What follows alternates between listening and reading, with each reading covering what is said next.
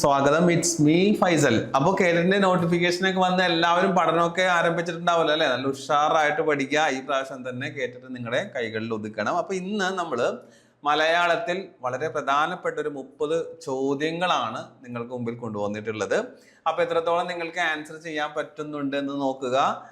ഇതൊക്കെ നമുക്ക് പ്രതീക്ഷിക്കാവുന്ന ചോദ്യങ്ങളാണ്. ഇതേ ചോദ്യങ്ങൾ അല്ലെങ്കിൽ പോലും ഈ ടോപ്പിക്കിൽ വരുന്ന ചോദ്യങ്ങളെ നമുക്ക് എക്സ്പെക്ട് ചെയ്യാവുന്നതാണ്. അതുകൊണ്ട് ആരും എന്ത് ചെയ്യരുത്, ഒഴിവാക്കരുത്. കറക്റ്റായിട്ട് നിങ്ങൾക്ക് ആൻസർ ചെയ്യാൻ പറ്റുന്നുണ്ടോ എന്ന് നോക്കുക. മലയാളത്തിന്റെ ഏതൊരു ഏരിയ ആണ്, ഏതൊരു ടോപ്പിക്കാണ് നിങ്ങൾക്ക് കിട്ടാത്തതെന്ന് അനലൈസ് ചെയ്തിട്ട് അത് എന്ത് ചെയ്യാം, പഠിച്ചു തുടങ്ങാം. ഓക്കെ, അപ്പോൾ ചോദ്യത്തിലേക്ക് പോകാം. ഒന്നാമത്തെ ചോദ്യം, 2023 ഓടക്കുഴൽ പുരസ്കാരം ലഭിച്ചത് ആർക്കാണ് എന്നുള്ളതാണ് ചോദ്യം. ഓപ്ഷൻ ഞാൻ വായിക്കുന്നില്ല, നിങ്ങൾക്ക് കാണാം. നിങ്ങൾ തന്നെ എന്ത് ചെയ്യുക, ആൻസർ ചെയ്ത് നോക്കുക. ഏതാണ് കിട്ടിയിട്ടുണ്ടാവും അല്ലെ? കറക്റ്റ് ആൻസർ വരുന്നത് ഓപ്ഷൻ ഡി ആണ് അല്ലെ. PN ഗോപി കൃഷ്ണനാണ് 2023 എന്ത് ചെയ്തിട്ടുള്ളത്, ഓടക്കുഴൽ പുരസ്കാരം ലഭിച്ചിട്ടുള്ളത്. അത് ഏതാണ് കൃതി? കവിത മാംസഭോജിയാണ്. കവിത മാംസഭോജിയാണ് എന്ന് പറയുന്ന കൃതിക്കാണ് ലഭിച്ചിട്ടുള്ളത്. അതേപോലെ തന്നെ 2022 അംബിക സുധൻ മാങ്ങാട് കേട്ടോ, പ്രാണവായു എന്ന കൃതിക്കാണ് എന്ത് ചെയ്തിട്ടുള്ളത്, ഓടക്കുഴൽ പുരസ്കാരം ലഭിച്ചിട്ടുള്ളത്. നമ്മളെപ്പോഴും പഠിക്കുമ്പോൾ ലേറ്റസ്റ്റ് ആയിട്ടുള്ള മാത്രമല്ല, തൊട്ട് മുമ്പുള്ള 1-2 വർഷത്തെ കൂടി നമ്മൾ എന്ത് ചെയ്യുക, പഠിച്ചു വെക്കുക. പിന്നെ ബേസിക് ആയിട്ട് ആ ഒരു പുരസ്കാരത്തെ കുറിച്ചുള്ള ഒരു നോളജും നിങ്ങൾ നേടിവെക്കുക. അപ്പൊ ഇവിടെ കറക്റ്റ് ആൻസർ വരുന്നത് ഓപ്ഷൻ ഡി ആണ്, PN ഗോപി കൃഷ്ണൻ. എല്ലാവരും ആൻസർ ചെയ്ത് നോക്കാട്ടോ. എത്ര മാർക്ക് നേടിയെന്ന് ലാസ്റ്റ് പറയണം. പ്രധാനപ്പെട്ട ഒരു 30 ചോദ്യങ്ങളാണ് നമ്മൾ ഡിസ്കസ് ചെയ്യുന്നത്. രണ്ടാമത്തെ ചോദ്യം, ശരിയായ വാക്യം ഏത്? വാക്യശുദ്ധി എന്നുള്ള ചോദ്യങ്ങൾ സാധാരണ പരീക്ഷയ്ക്ക് വരാറുള്ളതാണ്. ശരിയായ വാക്യം ഏത്? ഓരോ വാക്യങ്ങളും ശ്രദ്ധാപൂർവം വായിച്ചു നോക്കി അവയിലെ തെറ്റ് തിരുത്തണം. ഓരോ വാക്യങ്ങളും ശ്രദ്ധാപൂർവം വായിച്ചതിന് ശേഷം അവയിലെ തെറ്റ് തിരുത്തണം. ഓരോ വാക്യവും ശ്രദ്ധാപൂർവം വായിച്ചു തിരുത്തണം. ഓരോ വാക്യങ്ങളും ശ്രദ്ധയോടെ വായിച്ചതിന് ശേഷം അതിലൂടെ തെറ്റ് തിരുത്തണം. ഇവിടെ നമുക്കറിയാം, ഓരോ വാക്യശുദ്ധി വരുമ്പോൾ തന്നെ പ്രത്യേകം നമ്മൾ ശ്രദ്ധിക്കേണ്ടത് സെയിം മീനിങ് ഉള്ള വേർഡ്സ് അവിടെ വരുന്നുണ്ടോ എന്നുള്ളതാണ്. ഓളം, എണ്ണം, ഇങ്ങനെയൊക്കെയുള്ള സംഭവങ്ങൾ, ഓരോ, ഇതൊക്കെ ആയിരിക്കും പ്രധാനമായിട്ടും വാക്യശുദ്ധിയിൽ എന്ത് ചെയ്യുന്നത്, വരുന്നത്. അപ്പൊ വാക്യശുദ്ധിയിൽ നമ്മൾ വരുന്ന ആ തെറ്റുകൾ നമ്മൾ എന്ത് ചെയ്യുക, നോക്കുക. ഇവിടെ ഓരോ വാക്യങ്ങളും എന്ന് പറയണ്ട, ഓരോ വാക്യവും എന്ന് പറഞ്ഞാൽ മതി. അതാണ് ശരി. ഓരോ വാക്യവും എന്ന് പറയുന്നത്, ഓരോ വന്നാൽ എന്ത് ചെയ്താൽ മതി, അവിടെ ഏകവചന രൂപമായിട്ട് നമ്മൾ പ്രയോഗിച്ചാൽ മതി. കറക്റ്റ് ആയിട്ട് സി ആണ് വരുന്നത്. ദെൻ അടുത്ത ചോദ്യത്തിലേക്ക് പോകുന്നു. നമ്മുടെ ക്ഷണം സ്വീകരിച്ചെത്തിയ സാഹിത്യകാരന് ഹാർദവമായ സ്വാഗതം. തെറ്റായ പദം ഏതാണ്? ഈ ഒരു സെന്റൻസിൽ നമ്മുടെ ക്ഷണം സ്വീകരിച്ചെത്തിയ സാഹിത്യകാരന് ഹാർദവമായ സ്വാഗതം.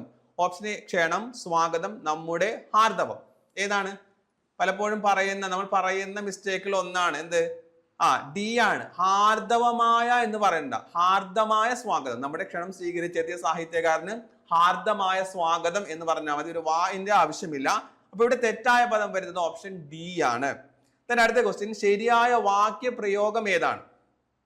വാക്യപ്രയോഗം ഏതാണ്? മദ്യം തൊട്ടാൽ രുചിക്കുക ചെയ്യരുത്. മദ്യം തൊടുകയോ രുചിക്കുകയോ ചെയ്യരുത്. മദ്യം തൊട്ട് രുചിക്കുക ചെയ്യരുത്. മദ്യം തൊടുകയോ രുചിച്ചിട്ടോ ചെയ്യരുത്. ഇതൊക്കെ കേൾക്കുമ്പോൾ തന്നെ നമുക്ക് മനസ്സിലാവും ഈ സെന്റൻസിൽ എന്തെയോ അപാകത ഉണ്ട് എന്നുള്ളത് നമുക്ക് മനസ്സിലാവും. കറക്റ്റ് ആൻസർ ഓപ്ഷൻ ബി ആണ്, മദ്യം തൊടുകയോ രുചിക്കുകയോ ചെയ്യരുത്. നമ്മൾ സാധാരണ ഒരു സെന്റൻസിൽ നമ്മൾ പറഞ്ഞു നോക്കുന്ന കുറെ കാര്യങ്ങൾ, വാക്യശുദ്ധിയിൽ നമുക്ക് അല്ലെങ്കിൽ വാക്യപ്രയോഗത്തിൽ നമുക്ക് എന്ത് ചെയ്യാം, സാധാരണ നമ്മളൊന്ന് പറഞ്ഞു നോക്കാം. അപ്പൊ നോക്കി ഇതാണ് അല്ലെങ്കിൽ അതെന്തോ മിസ്റ്റേക്ക് ഉണ്ട്, പറയുന്ന ശൈലി തന്നെ ശരിയല്ല എന്നുള്ളത്. അപ്പൊ മദ്യം തൊടുകയോ രുചിക്കുകയോ ചെയ്യരുത്, അങ്ങനെ ചേർത്തിട്ടാണ് നമ്മൾ എന്ത് ചെയ്യുന്നത്, പറയുന്നത്. ദെൻ അടുത്തത്, കഴുതക്കാമം കരഞ്ഞു തീർക്കും എന്ന പഴഞ്ചൊല്ലിന്റെ അർത്ഥമായി വരുന്നത് ഏത്? കഴുതക്കാമം കരഞ്ഞു തീർക്കും ഏതാണ്? ഓപ്ഷൻ എ വാക് സാമർത്ഥ്യം ഇല്ലെങ്കിൽ നശിച്ചു പോകും. വീണ്ടും വിചാരമില്ലാത്ത സംഭാഷണം ശരിയല്ല. ലക്ഷ്യം തെറ്റിപ്പോയാൽ കുഴപ്പമാണ്. പ്രവൃത്തി കൊണ്ട് സാധിക്കാത്തത് പറഞ്ഞു തീർക്കുന്നു. അപ്പൊ ചില പഴഞ്ചൊല്ലിന്റെ അർത്ഥങ്ങളൊക്കെ നമ്മൾ സാധാരണ പ്രയോഗിക്കുന്നതുകൊണ്ട് പെട്ടെന്ന് മനസ്സിലാവും. ഇതിന്റെ ഒരു ആൻസർ നിങ്ങൾക്ക് കിട്ടിയിട്ടുണ്ടാവല്ലോ. ഓക്കെ, എന്താണ്? പ്രവൃത്തി കൊണ്ട് സാധിക്കാത്തത് പറഞ്ഞു തീർക്കുന്നു. അതാണ് കഴുതക്കാമം കരഞ്ഞു തീർക്കുക എന്ന പഴഞ്ചൊല്ലിന്റെ അർത്ഥമായി വരുന്നത്. ബഷീറിനെ കൂടാതെ പൂവൻപഴം എന്ന പേരിൽ കഥ എഴുതിയത് ആരാണ്? ബഷീർ, പൂവൻപഴം നമ്മൾ കേട്ടിട്ടുണ്ടോ ബഷീറിന്റെ അല്ലെ? എന്നാൽ ബഷീറിനെ കൂടാതെ ഈ പൂവൻപഴം എന്ന് പറയുന്ന കൃതി എഴുതിയിട്ടുള്ള ഒരാളുണ്ട്. P. കേശവദേവ്, SK പൊറ്റക്കാട്, കാരൂർ നീലകണ്ഠപിള്ള, തകഴി. ഏതാണ് കറക്റ്റ് ആൻസർ? കിട്ടിയിട്ടുണ്ടാവും. ഓപ്ഷൻ സി ആണ് കേട്ടാ, കാരൂർ നീലകണ്ഠപിള്ളയാണ് പൂവൻപഴം എന്ന പേരിൽ വേറൊരു കൃതി എഴുതിയിട്ടുള്ളത്. 8ാമത്തെ ചോദ്യം, വർത്തമാന പുസ്തകം ഏത് സാഹിത്യ വിഭാഗത്തിൽ പെടുന്നു? വർത്തമാന പുസ്തകം കഥ, നോവൽ, ഖണ്ഡകാവ്യം, യാത്രാ വിവരണം, അല്ലെ? ഏതായിരിക്കും വർത്തമാനം? നമ്മൾ ഏറ്റവും കൂടുതൽ വർത്തമാനം പറയുന്നത് എപ്പോഴായിരിക്കും? യാത്ര പോകുമ്പോഴാണ്, അല്ലെ? യാത്ര പോകുമ്പോഴാണ് ഏറ്റവും കൂടുതൽ നമ്മൾ കത്തിവെച്ച് വർത്തമാനം പറയുന്നത്. അപ്പോ അങ്ങനെ ഒന്ന് കണക്ട് ചെയ്യുക. വർത്തമാന പുസ്തകം എന്താണ്? ഒരു യാത്രാ വിവരണമായിക്കൊണ്ട് മനസ്സിലാക്കുക. ക്ലിയർ ആണല്ലോ? ഓക്കെ. അടുത്ത ചോദ്യത്തിലേക്ക് പോവുകയാണ്. വസ്തുക്കൾ വേണ്ടതുപോലെ മനസ്സിലാക്കാതെ സംസാരിക്കുകയും പ്രവർത്തിക്കുകയും ചെയ്യുന്നവരെ സൂചിപ്പിക്കുന്ന ശൈലി. അതായത് വസ്തുതകൾ വേണ്ടതുപോലെ മനസ്സിലാക്കാതെ, കൃത്യമായി കാര്യം അറിയാതെ എന്ത് ചെയ്യുക? സംസാരിക്കുകയും പ്രവർത്തിക്കുകയും ചെയ്യുന്നത് എന്താ പറയാ? പുലിവാൽ പിടിക്കുക, കഥയറിയാതെ ആട്ടം കാണുക, കേളി കൊട്ടുക, ചിങ്കിടി പാടുക. ഏതാണ്? കഥയറിയാതെ ആട്ടം കാണുക. അതാണ് വസ്തുതകൾ വേണ്ടതുപോലെ, കാര്യം എന്താണെന്ന് മനസ്സിലാക്കാതെ വെറുതെ ഇങ്ങനെ എന്ത് ചെയ്യുക? സംസാരിക്കുക പ്രവർത്തിക്കുക ചെയ്യുന്നതിനെ കഥയറിയാതെ ആട്ടം കാണുക എന്നാണ് പറയുന്നത്. 10ാമത്തെ ചോദ്യം, ചുവടെ ചേർത്തിരിക്കുന്നവയിൽ ആഗമ സന്ധിക്ക് ഉദാഹരണം എന്താണ്? സന്ധികൾ വളരെ ഇമ്പോർട്ടന്റ് ആണ്, പഠിച്ചു വെക്കണം നിങ്ങൾ. ഇവിടെ ആൻസറും പറഞ്ഞാൽ നോക്കാം. മരഞ്ചാടി, പോയില്ല, പനയോല, അരക്കല്ല്. ഏതാണ് കറക്റ്റ് ആൻസർ? പനയോലയാണ് ആഗമസന്ധിക്ക്. ആഗമസന്ധി എന്താണെന്നൊക്കെ ക്ലാസ്സിൽ വളരെ വിശദമായി നമ്മൾ ഇതിന് പറഞ്ഞിട്ടുണ്ട്. അപ്പൊ ആ ഒരു ടോപ്പിക് കിട്ടാത്തവരാണെങ്കിൽ ഗ്രാമറിന്റെ ഒരു ഭാഗം നിങ്ങൾ നോക്കുക. അതാണ് ഞാൻ ഇവിടെ നമ്മൾ എത്രത്തോളം ആൻസർ ചെയ്യാൻ പറ്റുന്നുണ്ട്, മലയാളത്തിലെ ഏത് ഭാഗമാണ് നിങ്ങൾക്ക് കിട്ടാത്തത് അതിനൊന്ന് നോട്ട് ചെയ്ത് വെച്ചിട്ട് പഠിക്കുക എന്നുള്ളതാണ് കേട്ടോ. അതിന്റെ ക്ലാസ്സുകളൊക്കെ ഉണ്ട്. ഇനി ലൈബ്രറിയുടെ വാർഷികാഘോഷങ്ങളിൽ വെച്ച് പഠനത്തിൽ മികവ് പുലർത്തുന്ന വിദ്യാർത്ഥികൾക്ക് പാരിതോഷികങ്ങൾ നൽകി വരുന്നു. ഈ വാക്യത്തിലെ വരുന്നു എന്ന പ്രയോഗം എന്തിനെയാണ് സൂചിപ്പിക്കുന്നത്? വിനയം, ലഘുത്വം, ക്രമം, പതിവ്, അല്ലെ?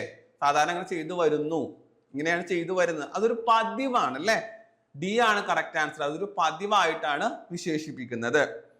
അടുത്ത ചോദ്യം, 12ാമത്തെ ചോദ്യം, ചെറുപയർ ഏത് വിഭാഗത്തിൽ പെടുന്നു? സാംഖ്യം, ശുദ്ധം, വിഭാവകം ഇവയൊന്നുമല്ല. ചെറുപയർ എന്ന് പറയുന്നത് ഏതിനകത്താണ്? പഠിച്ചിട്ടുണ്ട് അല്ലെ? വിഭാഗത്തിൽ ഏതാണ് പറയുന്നത്? ശുദ്ധമാണ്. ചെറുപയർ, വൻപയർ എന്നൊക്കെ പറയുന്നത് ശുദ്ധത്തിൽ വരുന്നതാണ്. അടുത്തത് മലയാള ഗ്രാമറിൽ ഒരു ചോദ്യം ഉണ്ട്. അതിന്റെയൊക്കെ ഡീറ്റെയിൽ ആയിട്ടുള്ള ക്ലാസ്സസ് ഉണ്ട്. അതാണ് ഞാൻ ഒന്ന് എക്സ്പ്ലെയിൻ ചെയ്ത് പോകാത്തത്. പക്ഷെ ഇവിടെ നമ്മുടെ ലക്ഷ്യം എന്ന് പറഞ്ഞാൽ ഈ 30 ചോദ്യങ്ങളിൽ മാക്സിമം പല ഏരിയകൾ ഉൾപ്പെടുത്തിയിട്ടുണ്ട്. അപ്പൊ ഏത് ഏരിയയിലാണ് നിങ്ങൾക്ക് സ്കോർ ചെയ്യാൻ പറ്റാത്തത് ആ ടോപ്പിക്കിന് മനസ്സിലാക്കി നിങ്ങൾ എന്ത് ചെയ്യുക? പഠിക്കുക എന്നുള്ളതാണ്. എസ് കെ പൊറ്റക്കാടിന്റെ ആത്മകഥ ഏതാണ്? വിഷകന്യക, വഴിയമ്പലങ്ങൾ, ബാലിദ്വീപ്, സ്ത്രീ.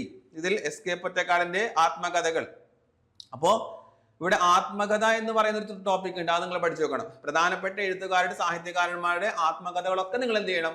പഠിച്ചു വെക്കണം. ലേറ്റസ്റ്റ് ആയിട്ട് ഇപ്പൊ PSC പരീക്ഷകൾക്കൊക്കെ ചോദിക്കുന്ന ആത്മകഥകൾ പ്രത്യേകം നോട്ട് ചെയ്ത് പഠിക്കേണ്ടതുണ്ട്. കറക്റ്റ് ആൻസർ വഴി അമ്പലങ്ങളാണ് വരുന്നത്. 14ാമത്തെ ചോദ്യം, താഴെ പറയുന്നവയിൽ കഥകളിയിലെ വാദ്യോപകരണങ്ങളിൽ ഉൾപ്പെടാത്തത് ഏത്?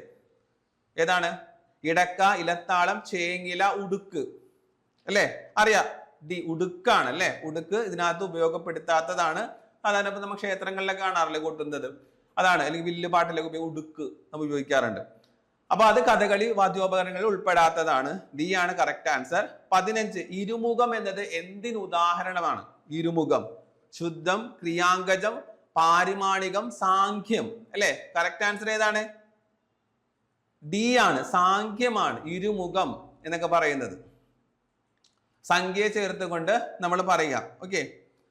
താഴെ പറയുന്നവയിൽ അലിംഗ ബഹുവചനം അല്ലാത്തത് ഏത്? അലിംഗ ബഹുവചനം അല്ലാത്തതാണ് ചോദ്യം. ഈ അല്ലാത്തത് പ്രത്യേകം ശ്രദ്ധിക്കണം ലാസ്റ്റ് കേട്ടോ. ഭാരതീയർ, മനുഷ്യർ, മക്കൾ, മടിച്ചികൾ. അലിംഗ ബഹുവചനം എന്ന് പറഞ്ഞാൽ നമുക്ക് ആ ഒരു വേർഡ് കേട്ടാല് അവിടെ സ്ത്രീയെയാണോ പുരുഷനെയാണോ ഉദ്ദേശിച്ചതെന്ന് പറയാൻ സാധിക്കില്ല. ഇപ്പൊ ഭാരതീയർ എന്ന് പറയുമ്പോൾ അവിടെ ആരാ ഉദ്ദേശിച്ചത് നമുക്ക് പറയാൻ സാധിക്കില്ല. മനുഷ്യർ എന്ന് പറയുമ്പോൾ സ്ത്രീയാണോ പുരുഷനാണോ ഉദ്ദേശിച്ചത്? രണ്ടും പെട്ടു, അല്ലെ? മക്കൾ എന്ന് പറഞ്ഞാൽ രണ്ടും പെട്ടു. അതേ സമയത്ത് മടിച്ചികൾ എന്ന് പറഞ്ഞാൽ നമുക്കറിയാം സ്ത്രീകളെയാണ് ഉദ്ദേശിക്കുന്നത്. മടിച്ചികൾ. മടിയന്മാർ എന്ന് പറഞ്ഞാലോ പുരുഷന്മാരെയാണ് ഉദ്ദേശിക്കുന്നത്. അങ്ങനെ വേർതിരിച്ച് പറയാൻ പറ്റുന്നതിന് നമ്മൾ എന്താ പറയാ? സലിംഗ ബഹുവചനം എന്നാണ് പറയുന്നത്. അങ്ങനെ വേർതിരിച്ച് നമുക്ക് പറയാൻ പറ്റുന്നില്ലെങ്കിൽ, അതിൻ്റെ ഉള്ളിലുണ്ട് പക്ഷെ നമുക്ക് പറയാൻ പറ്റുന്നില്ലെങ്കിൽ അതിനെ അലിംഗ ബഹുവചനം എന്നാണ് പറയുന്നത്. കറക്റ്റ് ആൻസർ ഓപ്ഷൻ ഡി ആണ്. 17ാമത്തെ ചോദ്യം, തിക്കോടിയൻ എന്ന തൂലികാനാമത്തിൽ അറിയപ്പെടുന്നത് ആര്? അപ്പോ ഇവിടെ പഠിക്കേണ്ട അടുത്തൊരു ടോപ്പിക് മലയാളത്തിലെ തൂലികാനാമങ്ങൾ. തൂലികാനാമങ്ങൾ സാധാരണ പരീക്ഷകൾക്ക് ചോദിക്കാറുണ്ട്. പ്രധാനപ്പെട്ട എല്ലാ തൂലികാനാമങ്ങളും പഠിക്കണം. ലേറ്റസ്റ്റ് ആയിട്ടുള്ള പുതിയ സാഹിത്യകാരന്മാരുടെ തൂലികാനാമം വരെ നമ്മൾ പഠിച്ചു വെക്കുന്നത് നല്ലതാണ്. ഇവിടെ ഏതാണ്? പി കുഞ്ഞനന്ദൻ നായരുടെ എന്താണ് തൂലികാനാമമാണ് തിക്കോടിയൻ എന്ന് പറയുന്നത് കേട്ടോ. 18ാമത്തെ ചോദ്യം, പണയം ആരുടെ കൃതിയാണ്? പണയം എന്ന് പറയുന്നത് ആരുടെ കൃതിയാണ്? വയലാർ രാമവർമ്മ, സുഭാഷ് ചന്ദ്രൻ, SK പൊറ്റക്കാട്, സന്തോഷ് കുമാർ. അല്ലെ? സാധാരണ പണയം വെക്കുമ്പോ, പണയം വെക്കാൻ വേണ്ടി ഊരി കൊടുക്കുമ്പോ ഭാര്യമാരെന്താ പറയാ, ഇതും കൂടി പണയം വെച്ചാൽ എന്താണ്? സന്തോഷമായി. അല്ലെ? ഇതും കൂടി വെച്ച് തീർന്നു, ഇനി പണയം വെക്കാനില്ല, സന്തോഷമായി. അപ്പൊ സന്തോഷ് കുമാർ എന്ന് കണക്ട് ചെയ്യാൻ വേണ്ടി കേട്ടോ, സന്തോഷ് കുമാർ ആണ് പണയം എന്ന കൃതി എഴുതിയിട്ടുള്ളത്. 19, ശുദ്ധം എന്ന ഭേദകത്തിന് ഉദാഹരണം ഏത്? ശുദ്ധം എന്ന് പറയുന്ന ഭേദകത്തിന് ഉദാഹരണം, ഭേദകത്തിന്റെ ക്ലാസ് മലയാള ക്ലാസ്സിൽ പ്രധാനപ്പെട്ട ഒരു ക്ലാസ് തന്നെയാണ്. അത് അറിയാത്തവർ എന്ത് ചെയ്യുക, നോട്ട് ചെയ്ത് വെച്ചിട്ട് അത് പഠിക്കണം. ഓക്കെ, അതിന്റെ ക്ലാസ്സസ് ഉണ്ട് നമുക്ക്. അപ്പോ ദശാവതാരം, ധീരനായ യോദ്ധാവ്, നാഴി, അരി, ഇവയൊന്നുമല്ല. ഏതാണ്? ഇവയൊന്നുമല്ല. ദശാവതാരമല്ല, ധീരനായ യോദ്ധാവുമല്ല. ശുദ്ധം എന്ന് പറഞ്ഞാൽ തന്നെ നേരത്തെ പറഞ്ഞില്ലേ, ചെറുപയർ, വൻപയർ. ആ ഒരൊറ്റ പദത്തിൽ തന്നെ എന്ത് ചെയ്യുന്നുണ്ട്, അതിന്റെ വിശേഷണം വരുന്നുണ്ട്. ഭേദകം എന്ന് പറയുന്നത് വിശേഷിപ്പിച്ച് പറയാം. അപ്പൊ അതിനകത്ത് തന്നെ ഒറ്റ പദത്തിൽ തന്നെ അത് ഉണ്ട് എങ്കിൽ എന്താണ്, അതിന് ശുദ്ധം എന്നാണ് പറയുന്നത്. ഇവയൊന്നുമല്ല. 20ാമത്തെ ചോദ്യം, കാക്കപ്പുള്ളികൾ ആരുടെ കൃതിയാണ്? അക്കിത്തം, കുഞ്ഞുണ്ണി മാഷ്, സുഗതകുമാരി, ഉറൂബ്. അല്ലെ? കോഡ് കഥ അറിയാവുന്ന എല്ലാവർക്കും അറിയാം. കാക്കപ്പുള്ളികൾ എന്ന് പറഞ്ഞാല് അക്കിത്തത്തിന്റെ കൃതിയാണ്. ദെൻ 21ാമത്തെ ചോദ്യം നോക്കാം. എതിർപ്പ് എന്ന കൃതി ഏത് സാഹിത്യ വിഭാഗത്തിലാണ് ഉൾപ്പെടുന്നത്? ഏതാണ്? എതിർപ്പ് ചെറുകഥ, നോവൽ, ലേഖനം, ആത്മകഥ. എന്താണ്? കൃത്യമായിട്ടും അതും അറിയാം. കോഡ് വെച്ച ക്ലാസ് കണ്ടിട്ടുണ്ടെങ്കിൽ അതും അറിയാം. എതിർപ്പ് എന്നത് ആത്മകഥയാണ്. പി കേശവദേവിന്റെ ആത്മകഥയാണ് എതിർപ്പ് എന്ന് പറയുന്നത്. അല്ല, നിങ്ങൾക്ക് അറിയാവുന്ന പോലെ എഡ്സ്പാർക്കിൽ കേറ്ററ്റിന്റെ പുതിയ ബാച്ചുകൾ ആരംഭിച്ചിട്ടുണ്ട്. ഈ കുറഞ്ഞ ദിവസത്തിനുള്ളിൽ എന്ത് ചെയ്യുക, ഈ ക്രാഷ് ബാച്ചുകളിൽ പങ്കെടുത്ത് മാക്സിമം ക്ലാസ്സുകൾ കണ്ട് വർക്കൗട്ട് ചെയ്ത് ഈ ഒരു പ്രാവശ്യത്തെ കേട്ടിട്ട് നിങ്ങൾ നേടിയെടുക്കുക. അപ്പോൾ നമ്മുടെ കോഴ്സിനെ കുറിച്ചുള്ള കൂടുതൽ ഡീറ്റെയിൽസ് അറിയാൻ വേണ്ടി നിങ്ങൾക്ക് എന്ത് ചെയ്യാം, സ്ക്രീനിൽ കാണുന്ന നമ്പറിൽ കോൺടാക്ട് ചെയ്യാവുന്നതാണ്. അടുത്ത ചോദ്യം, താഴെ പറയുന്നവയിൽ മേയനാമം അല്ലാത്തത് ഏത്? മേയനാമം അല്ലാത്തത് ഏതാണ്? പ്രകൃതിയുമായി ബന്ധപ്പെട്ടതൊക്കെ മേയനാമങ്ങളാണ് അല്ലെ? മേഘം, വെള്ളം, കാറ്റ്. അപ്പൊ ഇവിടെ അങ്ങനെ വരാത്തത് ഏതാണ്? കല്ല്. വളരെ സിമ്പിൾ ആണ്. വളരെ സിമ്പിൾ ആയിട്ട് നമ്മൾ ഒരു ട്രിക്കിലൂടെ ഓർത്തു വെച്ച് കഴിഞ്ഞാൽ കറക്റ്റ് ആയിട്ട് നമുക്ക് ആൻസർ ചെയ്യാൻ സാധിക്കും. 23ാമത്തെ ചോദ്യം, പൂജക ബഹുവചനത്തിന് ഉദാഹരണം ഏത്? പൂജക ബഹുവചനം എന്താണെന്ന് അറിയാം നമുക്കല്ലേ? ഒരാളുടെ ബഹുമാനം, ആദരവ് കൊണ്ട് നമ്മൾ അയാൾ എന്ത് ചെയ്യും, ബഹുവചനമാക്കി പറയും. ബഹുമാനമാക്കി പറയല്ല, ബഹുവചനമാക്കി പറയുന്നതാണ്. ഒരാളുണ്ടാവുള്ളൂ, പക്ഷെ അയാൾക്ക് കുറച്ച് റെസ്പെക്ട് വേണമല്ലോ. അപ്പൊ അതുകൊണ്ട് നമ്മൾ എന്ത് ചെയ്യും, ഒന്ന് അയാളെ ബഹുവചനമാക്കും. ഏതാണ്? മേശകൾ, സ്ത്രീകൾ, ഗുരുക്കൾ, വിദ്യാർത്ഥിനികൾ. അല്ലെ? ഗുരുക്കൾ എന്നാണ് നമ്മൾ പറയുക. അവർകൾ. കണ്ടാ, ഒരാളുണ്ടാവുള്ളൂ, ഇന്ന അവരുകളെ ക്ഷണിച്ചു കൊള്ളുന്നു സ്റ്റേജിലേക്ക് എന്ന് പറയുമ്പോ അവരോടുള്ള ബഹുമാനാർത്ഥം പറയുന്നതാണ് പൂജക ബഹുവചനം എന്ന് പറയുന്നത്. ഗുരുക്കൾ എന്നുള്ളതാണ് കറക്റ്റ് ആൻസർ. 24ാമത്തെ ചോദ്യം, താഴെ പറയുന്നതിൽ ഉത്തമ പുരുഷൻ ഏത്? ഉത്തമ പുരുഷൻ, മധ്യമ പുരുഷൻ. അല്ലെ? പഠിച്ചു വെക്കേണ്ടതാണ്. ഉത്തമ പുരുഷൻ ഏതാണ്? ഒറ്റ വഴിയുള്ളൂ കണ്ടെത്താൻ. ഞാൻ എന്നെ കുറിച്ച് എപ്പോഴും പറയുമ്പോൾ ഞാൻ എന്താ പറയാ? ഞാൻ ഉത്തമനാണെന്നല്ല പറയാ, ഞാൻ നല്ലവനാണെന്നാ പറയാ. വേറെ ആളെ കുറിച്ച് പറയുമ്പോൾ കുറ്റം പറയും. അപ്പോ ഞാൻ എന്നെ കുറിച്ച് പറയുമ്പോൾ എപ്പോഴും ഞാൻ പറയും ഉത്തമനാണെന്ന് പറയും. അപ്പൊ കണക്ട് ചെയ്യാൻ ഉത്തമ പുരുഷൻ എന്ന് പറഞ്ഞാൽ എന്താണ്? ഞാൻ, ഞങ്ങൾ, ഇതൊക്കെ വരുന്നതാണ് ഉത്തമ പുരുഷൻ എന്ന് പറയുന്നത്. അപ്പൊ ഇവിടെ കറക്റ്റ് ആൻസർ ഓപ്ഷൻ ഡി ആണ്. കിട്ടിയിട്ടുണ്ടാവല്ലോ? ശരി. 25ാമത്തെ ചോദ്യത്തിലേക്ക് പോവുകയാണ്. കൂട്ടത്തിൽ ചേരാത്തത് ഏത്? കൂട്ടത്തിൽ ചേരാത്തത് ഏത്? അമ്മമാർ, മക്കൾ, ഭാര്യമാർ, മലകൾ. ആലോചിച്ച ആൻസർ പറയണം, എടുത്തു ചാടി പറയരുത്. ടൈം അധികം വേണമെങ്കിൽ എന്ത് ചെയ്യണം, വീഡിയോ സ്റ്റോപ്പ് ചെയ്യാം കേട്ടോ. ഏതാണ് കറക്റ്റ് ആൻസർ? പെട്ടെന്ന് നമ്മൾ തോന്നും മലകളാണ്. മലകൾ, കാരണം ബാക്കിയൊക്കെ ജീവനുള്ളതാണല്ലോ.